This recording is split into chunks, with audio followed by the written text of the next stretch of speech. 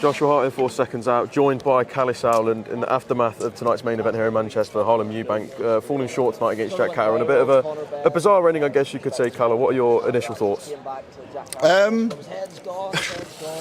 It's boxing, horrific ending for both fighters, for the crowd, for us, for you. It's just like, that's not what you want to see, but that unfortunately is boxing. It's a brutal sport. Both had bad cuts. I thought Catterall's cut was even worse, but that was only the way I saw it. And, it was fair enough to say that both cuts were caused by a clash of heads, accidental clash of heads, I would add. A bit of confusion in the ring at the end. Do we know whose cut it was that led to the fight being stopped?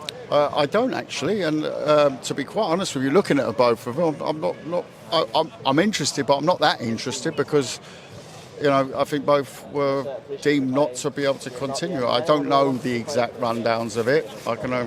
It's literally seconds ago, so I'm sure we'll find out. But it's fair enough, Like I said, I thought Catterall's cut from where I was sitting, which was pretty close, looked bad, looked very bad. And I'm not the doctor, I'm the promoter, so got to go with that. I'd say from our point of view, from Harlem Eubank's point of view, it was a fantastic result only in such that we know he's world level, we know he can hold it in there, and he looked very, very good in bits, but it was a 12-round strategy. I thought he landed some really good shots. A lot of scrappy early rounds where they were sort of trying to find their range for both of them. Catterall landed some very good shots as well. Very close fight.